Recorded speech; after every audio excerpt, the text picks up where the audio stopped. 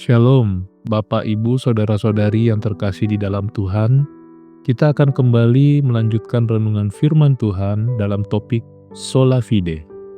Bagian firman Tuhan yang akan membantu kita memahami lebih jauh tentang topik ini terambil dari Titus pasal 2 ayat 11-12, terjemahan baru kedua yang berbunyi demikian. Sebab sudah nyata anugerah Allah yang menyelamatkan semua manusia dan mendidik kita supaya kita meninggalkan kefasikan dan keinginan-keinginan duniawi, dan supaya kita hidup bijaksana, adil, dan saleh di dalam dunia sekarang ini. Bapak, Ibu, Saudara-saudari yang terkasih di dalam Tuhan, dalam Titus pasal 2 ayat 11 hingga 12, kita diingatkan bahwa kasih karunia Allah yang menyelamatkan mendidik orang percaya untuk meninggalkan kefasikan dan keinginan duniawi dan menjalani hidup yang lebih bijaksana, adil, dan beribadah. Kasih karunia Allah akan mengubah kehidupan setiap orang percaya, dan itu terlihat dalam perubahan karakter dan tindakan yang nyata. Mungkin bagian ini seolah-olah bertentangan dengan sola fide yang menyatakan bahwa keselamatan hanya oleh iman. Namun, jika kita merenungkan bagian ini lebih dalam, kita akan menemukan bagian sola fide yang lain, yaitu bagaimana iman yang benar secara alami akan menghasilkan perubahan hidup di hadapan Allah dan juga manusia. Perubahan karakter dan gaya hidup yang dijelaskan dalam Titus pasal 2 ayat 11-12 adalah buah dari iman yang hidup kepada Kristus, bukan usaha untuk mendapatkan keselamatan.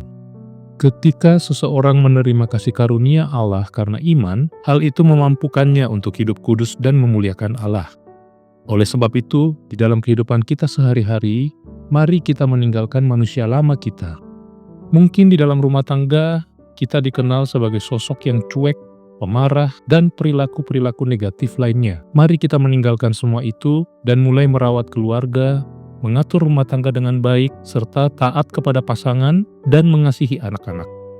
Di tempat kerja, kita dikenal sebagai orang yang otoriter, atau mungkin sebaliknya, tidak bertanggung jawab. Mari kita mulai bekerja dengan penuh integritas dan kesetiaan, serta menghindari perbuatan curang agar dapat memuliakan Tuhan melalui setiap pekerjaan yang dipercayakan kepada kita.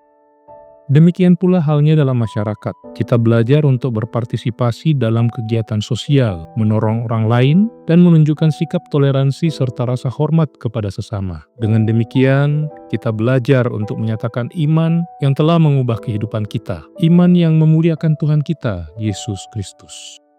Dalam renungan hari ini, kita diingatkan bahwa iman adalah dasar bagi kita untuk menerima kasih karunia Allah. Sementara Titus pasal 2 ayat 11-12 menunjukkan bagaimana kasih karunia itu memuridkan kita di dalam kebenarannya dan membentuk kehidupan orang percaya untuk hidup saleh sebagai respons terhadap keselamatan yang telah diterima.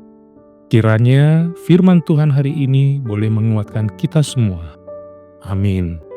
Pertanyaan untuk kita renungkan bersama, apa saja contoh dalam kehidupan kita di mana kasih karunia Allah telah mengubah kehidupan kita menjadi lebih bijak, adil, dan saleh?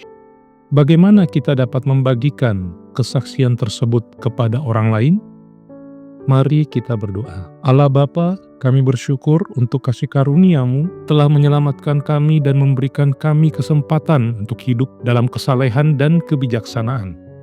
Tolong kami yang lemah dan terbatas ini untuk memahami dan menghayati kasih karunia-Mu dalam kehidupan kami setiap hari.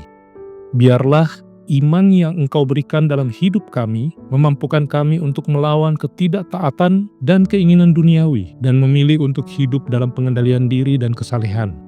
Beri kami kekuatan untuk hidup bijak, adil, dan saleh di tengah dunia yang penuh dengan godaan dan tantangan. Di dalam nama Tuhan kami Yesus Kristus, kami berdoa. Amin. Demikianlah renungan kita bersama pada hari ini. Kiranya kita boleh terus bertumbuh setiap hari di dalam Tuhan. Amin.